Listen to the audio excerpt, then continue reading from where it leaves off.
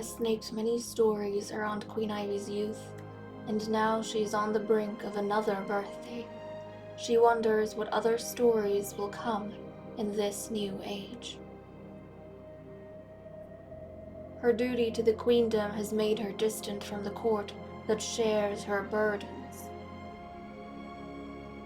Some members she has kept close, and others she has watched from a distance. Perhaps there are parts of her she has kept buried for so long, she cannot recognize them anymore. Nevertheless, they persist, like when she looks at Lady Morrigan across the room. Her mauve hair, her pale skin, and glowing green eyes, the purple that paints her lips. The Queen is used to pushing these thoughts and feelings to the back of her mind. She doesn't know that the sorceress watches her too, stealing glances when she can. For years, Lady Morrigan has kept her fascination with the monarch under wraps.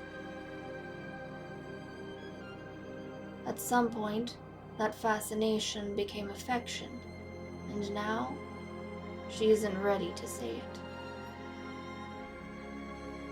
But how long will she watch from the sidelines? How many more birthdays will she celebrate as just another fairy?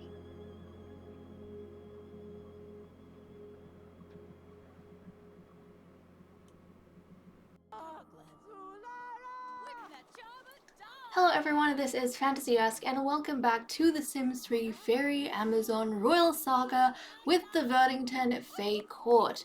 Before we begin, I want to say a very special welcome to my channel members. Thank you so much for your support. I appreciate it immensely.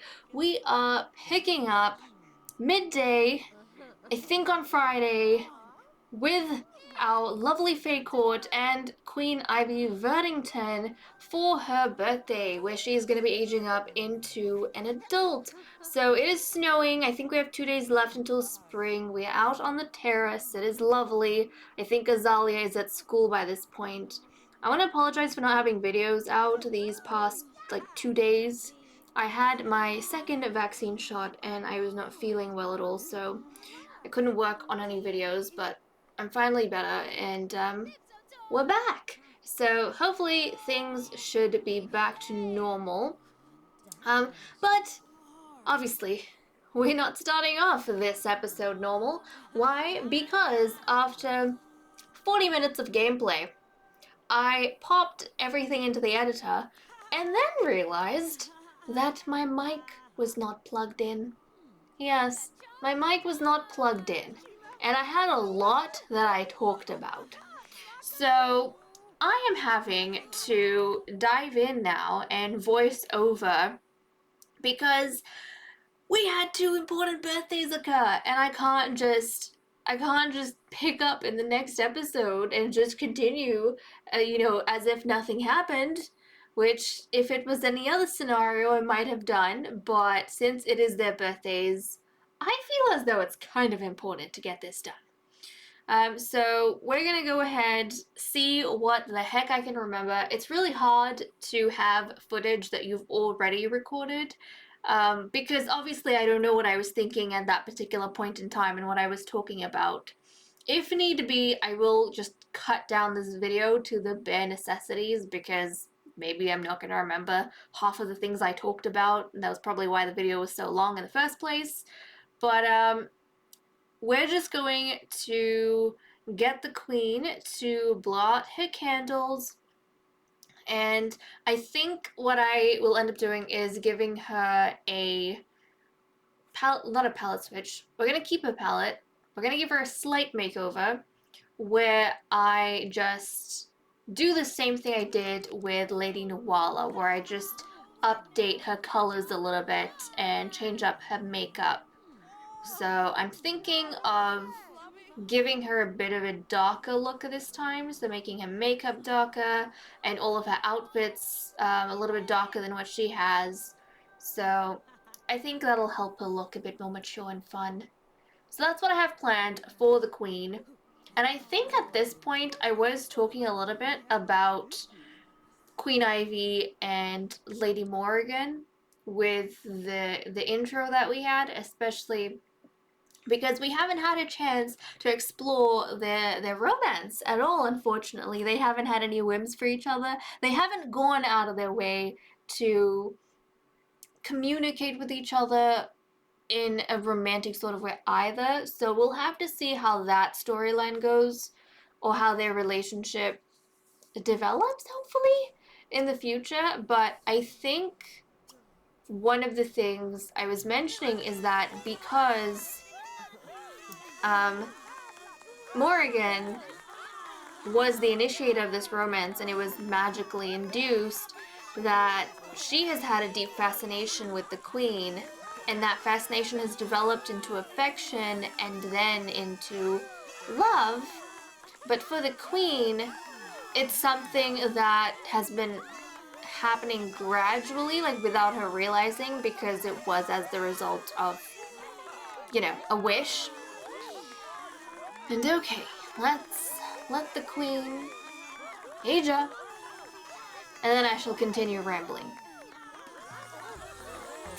And oh, Queenie, she has...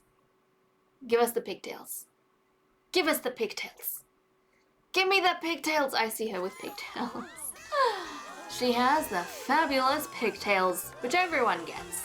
I don't know what it is with the Sims and the pigtails. Like, everyone gets pigtails when they age up. Anyways, so I was saying with the Queen, it's something gradual. Like, suddenly she's been noticing Morrigan's makeup and her eyes and her hair, and she doesn't really know why. She has all these feelings suddenly, but she's used to pushing them down. And it's like this gradual awareness of Morrigan around her that is a little bit more than how, like, you know, what she feels for the other ladies in the court. So we have that going on between them two. Now, interesting thing, while I'm just talking about the non-existent romance between them, because they haven't made a move, I feel like if anything were to happen, one of them would have to confess to the other, and it'd probably be like they'd have to make a confession. And I think it would probably be Morrigan. If she could make like a love confession, then that would probably help the relationship move ahead. But anyways, while we were talking about that, when I was setting up the episode, I noticed two of our Sims slow dancing together, and I was like, ooh, okay. And the two Sims that were slow dancing, funnily enough, were Raven and Morida. Are they close? Because I don't know if they're close, guys. They're definitely not related. Azalea is Raven's sister. I don't think they're related at all. But that was very interesting. So I'm wondering what that was about. Maybe Raven, because they don't really talk to each other at all. Remember how Raven went around as a teen thinking she was above everyone else? Like a bit of a snob, I guess? Yeah. So she didn't really converse. Like, she thought she was too good for everyone, so she didn't really spend a lot of time with the other ladies, and then she was quite competitive too. But maybe she was upset, and Morida saw that she was upset and tried to comfort her, and they were slow dancing a little bit, so that's kind of fun. But okay, I think apart from that, I was also chatting a bit about Princess Snow's skills. So she has like a whole range of skills that I've been trying to develop by giving her the enlightenment potions and giving her the skill booster potions.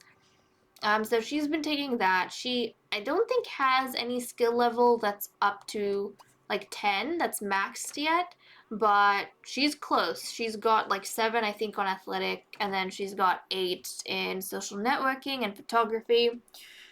And so I think 5 in base, but she should hopefully soon kind of get her proving completed.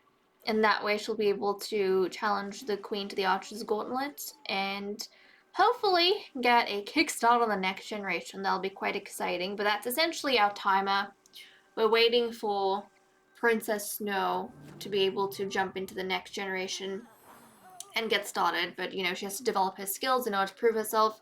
Now, I also had a bit of a think about the social networking skill, because I was saying in a previous episode that I felt as though social networking I might not count towards the, you know, maxing 3 skills, because I can't see an application to the type of gameplay that we have, because it is phone based and social media based. But I was playing around with it a little bit, actually, and there is a function in the social networking, like in that category, when you click on your phone. I think it's called like a sim trends mogifier, something like that. I will show you guys. I think I'm trying to show you over here what exactly it is. I'm gonna get to it at some point. Oh, come on. Come on. Yeah, I think we're getting to it. So, relationship trends modifier app. Click on that, and then you can essentially change the relationship between two Sims. And as soon as I played around with this, I just thought of like indoctrination. Like, you can indoctrinate Sims, which is so fascinating and cool. So you can pick two Sims, and then you can decide, like any two Sims that you know, and then you can decide whether they are friends, acquaintances, or they dislike each other. And it's really simple. I think I go through it really quickly here to give you guys a look at how that works. I've never really played around with this before. But with that revelation, I thought, instead of kind of social networking, maybe the phrase social, oh geez, what was it? Social influence, I think? Yeah, something like social influence is the skill that I'm going to equate social networking to. So, for example, with the renown we have, aka celebrity points, that's supposed to show how well known that sim is, by the people in the Queendom in Dragon Valley. So how much people know about them, right? And how much people potentially like them. But with the social networking, it's going to be how well can this particular sim influence others to think a certain way or to do certain things. And I feel like that works well if you're going to make two sims friends, or make them potentially dislike each other, become enemies. I feel like if you have the social networking skill, then you can connect with people, but you can also influence people to disconnect with others or potentially connect with them.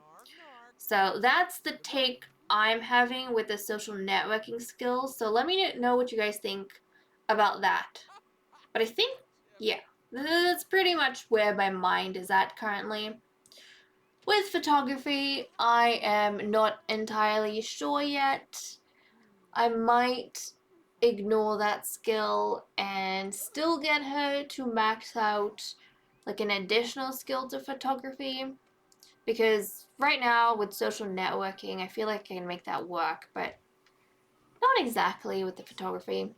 Anyways, I am going to give our queen a bit of an update, and then we will catch up for Azalea's birthday event.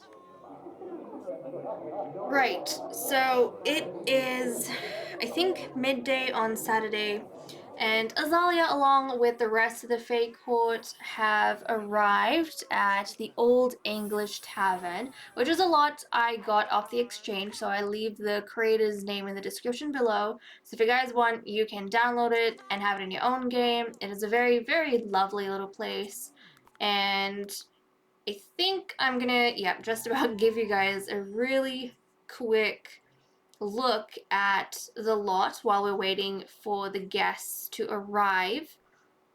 But some of the items might be slightly odd just because I probably didn't have them in the game. So they were replaced by proxies, which is why, I don't know if you can see, but like we have shelves right under the windows, which look like something you would have on the inside of a building because it's got books and like photo frames and those kind of things. But I think that's probably one of the proxy replacements. I just left it there because I didn't want to go ahead and make all these adjustments.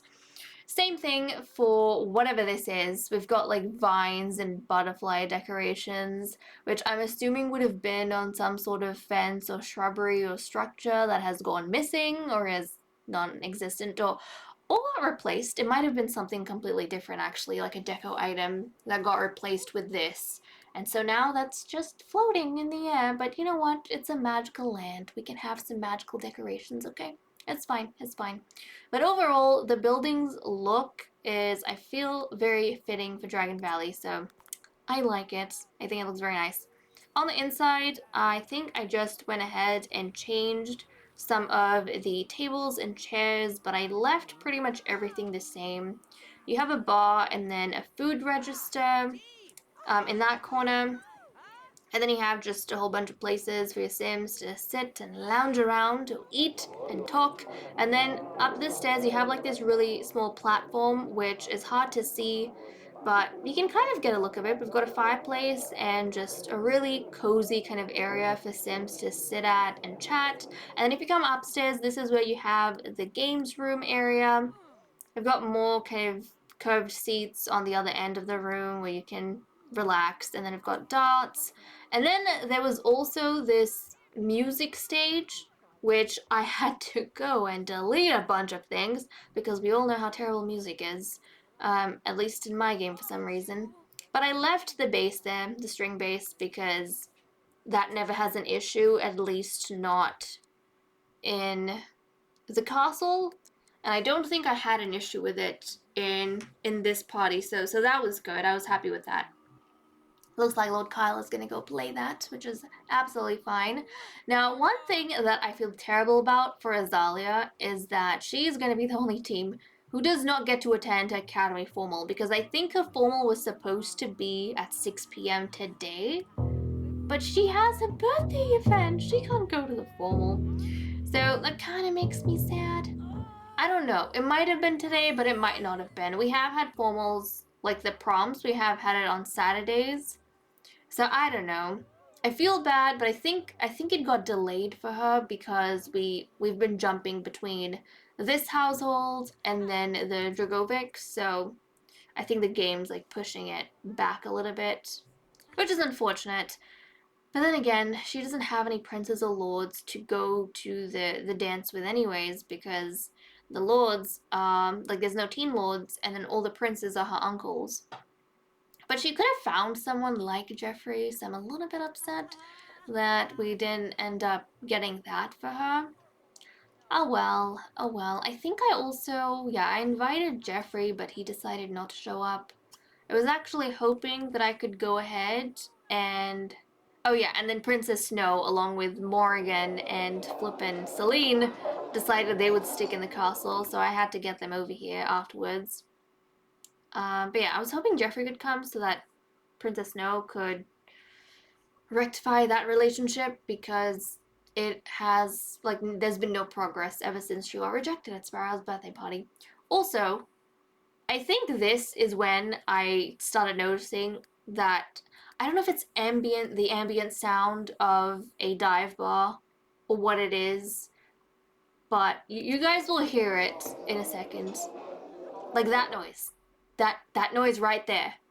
It's not too loud right now, but I've noticed it before, and I don't like it. I don't like it. I mean, it wasn't that loud, but I feel as though in one of the episodes we had Morida's birthday, I think when we were at the Bloody Mary Tavern, everything was just normal, sounding almost quiet, and then suddenly that like really weird ambient noise that sounds like a lot of people are talking, that just spiked out of nowhere. And like someone's watching a game or something, just spiked out of nowhere. So I was very upset that I could hear that noise here. Thankfully, I don't think it was too loud, so I didn't really have to worry about it too much. But we have the cake set up outside, and whenever we're kind of ready to go and get that done, we'll probably cut the cake. And hopefully, I think I also wanted to invite Lord. No, not Lord. Jeez. I wanted to invite Prince Draco. Prince Draco Verdington, the son of Queen Ivy and Lord Zane, the dead one, because he's grown up into a young adult, and we went ahead and gave him a makeover. I think I gave him the same hair as Prince, and then I don't even know why the Queen was out here in her motor carriage, but I think I gave him the same hair as Prince Anakin because, seriously, I feel like we have such limited hairs for the males in Sims 3. Just feels like that to me. But yeah, Queen. So went ahead, updated her colors. She has kind of like darker outfits now, which I'll show you guys in a second. I'm going to change her into everyday. So she's got the same dress, but much darker than what she had before.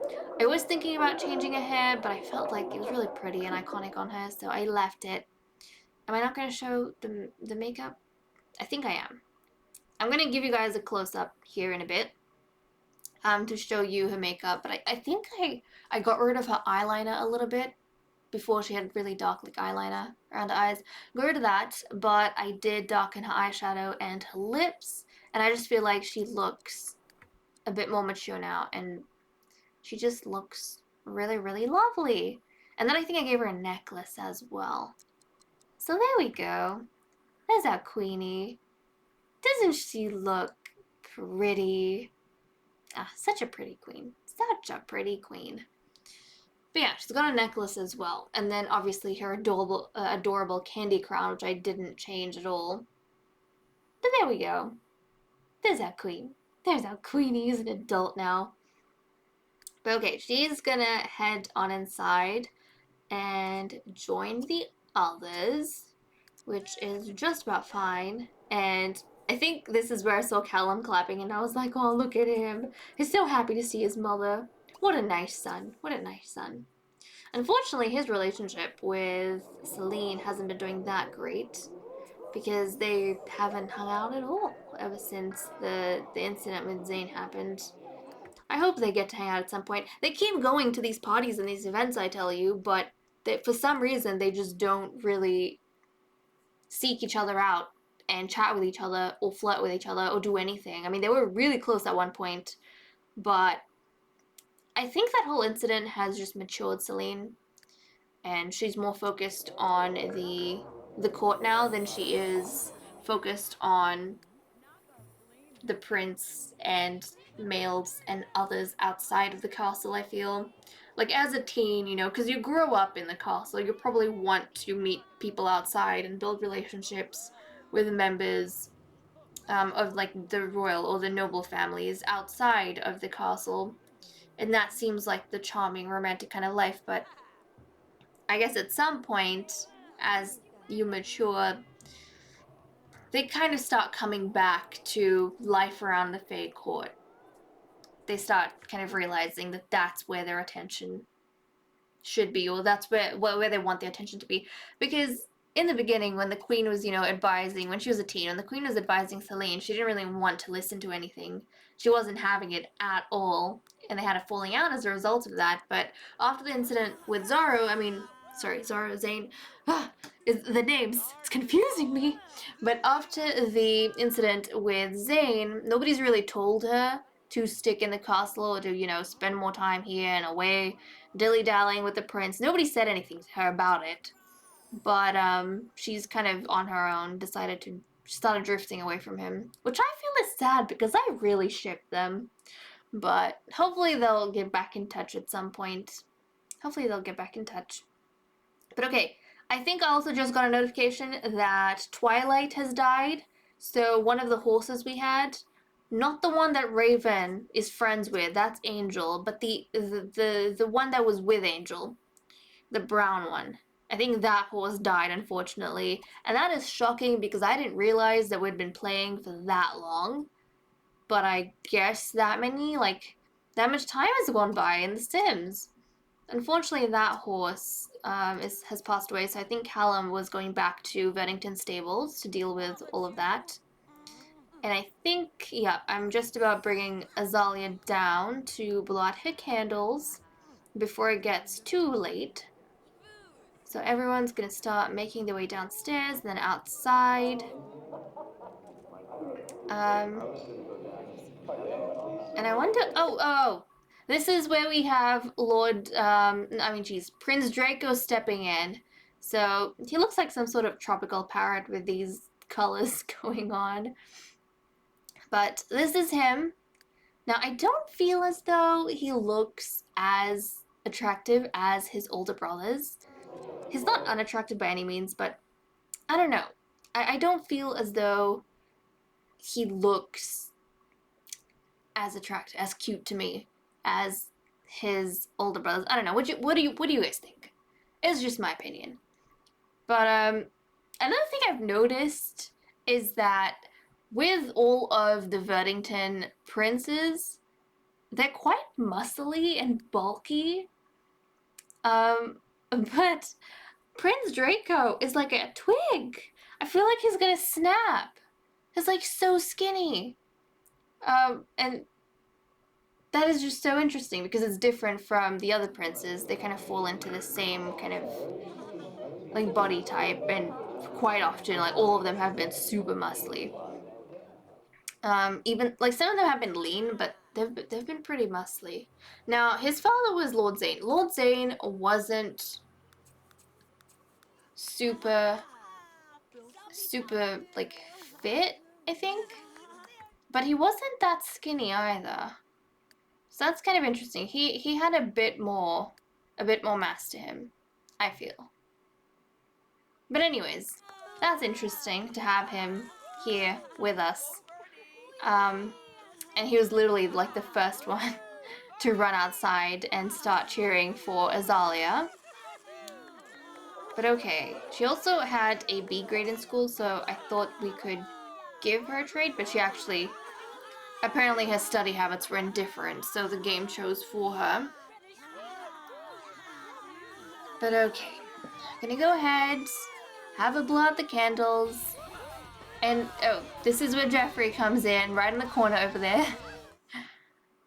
And she got the good trade. So I was really happy about that, even though we didn't get to choose, because at least it wasn't something crazy like unstable. That would have been dramatic. Also, I do think that Princess Snow had another delusional episode, but she didn't swap out the hates children trait, so I just sent her to the College of Sorcery and got all fixed up. Yeah. But that's fun. I really like the fact that Azalea got the good trait because she's a party animal. She is friendly, I'm pretty sure. She's clumsy and loves the outdoors, and I just like the idea that she is a super young and vibrant and loving fairy who has nothing but like well wishes for everyone in the court. I mean, obviously, there's some members who she doesn't entirely get along well with, like Lady Sparrow, which isn't good because Sparrow is her mentor, but I think that's just a byproduct of her wanting to spend more time with her mother and being interested in minister stuff and being from a minister bloodline, but, you know, having to be a philosopher. I think it's a byproduct of that, but apart from that, I feel as though she is someone who genuinely just really adores everyone or has good thoughts about everyone, and I like that. I feel like we need that amongst some of the darker Sims that we have. And then a lifetime wish, which this is something that I always forget to do on camera, I feel, with our teens who age up into young adults, because I forget it's even a thing. And as soon as they have the little age up animation, I'm just like, okay, let's go and give them a makeover. And then this pops up after I end the recording. But this time I was rambling long enough for us to actually catch it. So I went through some of these wishes that she had, and I wasn't too fond of them. We had like Green Gardens, Magic Makeover, and then a bunch of Korea ones that I didn't want. So I just thought, let's go ahead and pick our own like custom wish. Zombie Master didn't seem like something for her. And then not Visionary. There was a bunch of animal ones I went through, like the zoologist, and then being a cat herder, and raising like a bunch, I think the canine companion, something like that. And then we had the Ark Builder. None of that really felt like her. Some of them was interesting to think about though, but no. In the end, I think I ended up going with this one. Not Surrounded by Family. Not Surrounded by Family. I ended up going with Super Popular because that requires you to make friends with 20 Sims, and she is a friendly Sim. She's also a party animal. So, as someone who is kind of attracted to the minister bloodline that she has, I feel as though she would probably want to make a lot of friends and stay connected with people. And also, I feel as though in the next generation, we're going to have our ladies in the court. In Generation 2, we're going to have the older ladies from Generation 1, the princess, so Azalea's uncles, and then any family or relatives she's going to have, the sons of the next generation, the daughters they have. There's going to be a lot of Sims. Because you'll have people before and after. There'll be a lot of Sims to keep track of and befriend and have ties with. So I kind of like that for her. I feel like we'll be able to do that quite nicely with the characters that we'll have going on. But okay, I'm gonna head off and give her a makeover, and then we shall be back. Okay, we have returned with the makeover of the lovely Azalea Lakeland in her colors of orange and blue and a little bit, I think we've got creams in there, and then some light brown. But this is what we've gone with for her. I love the falling leaves pattern on her skirt. I just feel like it seems with that color combo like such a free-spirited and friendly thing, and the colors are super fun as well. And I like, she's got like these really long gloves, which is kind of what Sparrow wears, and then she's got this same choker as Sparrow, which I feel like is a little bit of a nod to the fact that she, is going to be the philosopher in line. I think for her makeup as well, I did go lighter, more peachy than some of the other ladies have, so it seems a bit more natural than, the very bold colors they've got and some of the darker appearances they've got. But she's so pretty. She's such a pretty Sim, but she's also a very young looking Sim. I think her haircut really, her hairstyle, like aids in that, makes her look like a very young Sim. But that's pretty much her. And then I think I'm gonna go ahead, let everyone do what they want, and then, yeah, she's gonna pee herself. Change into a formal wear, which is also really cute. Look at that. She's probably freezing out there, but oh well. You gotta look good, So yeah, I'm gonna just let her go about doing what she wants. And I think what I wanted to focus on was Princess Snow and Jeffrey. I wanted to go ahead and give them a bit of a good start. But this is when I started noticing that Jeffrey's skin looks a little bit odd. Doesn't he look like a shade lighter than what he usually does? And I was like, oh, he's heading home. Oh no, Jeffrey, don't go home. Don't be scared of the full moon, Jeffrey. And then he became a zombie. So that was unfortunate. I was really hoping we could get some conversation going, but no. No. Jeffrey decided to be a zombie. And seriously, Jeffrey, why? I know it's a full moon, but out of everyone, there's like so many other Sims that can be a zombie. why did you have to volunteer for this? I had the princess here. We invited you for a reason. We were gonna get you guys, hopefully, kind of making some positive progress on your relationship, which has had nothing but downhill movement. But no. And I think, yeah, there was like a ton of Sims suddenly turning into zombies in the party. Lord Kyle became a flippin' zombie as well. So, with the tavern now run over, Our Lady has kind of decided it was probably time to head on back home. And then I wanted Azalea to grab her cake because I was showing you guys her makeover and she didn't get to eat her birthday cake. And then Raven peed herself. Unfortunately, Raven. Like, why? Are you scared of the zombies? Is it the full moon? But Raven, you shouldn't be scared of the zombies. Don't do that. Don't be scared. Come on, let's go eat the cake, Azalea. I wanted her to have the cake because I felt bad that she couldn't have her academy formal, and then I felt bad that she didn't even get her cake, and I think that was the last slice left. And then everyone started turning into zombies in her party, which was quite unfortunate. So she's gonna snack on her cake, and hopefully that makes up for the fact that we failed at a few things in this episode. Oh my goodness.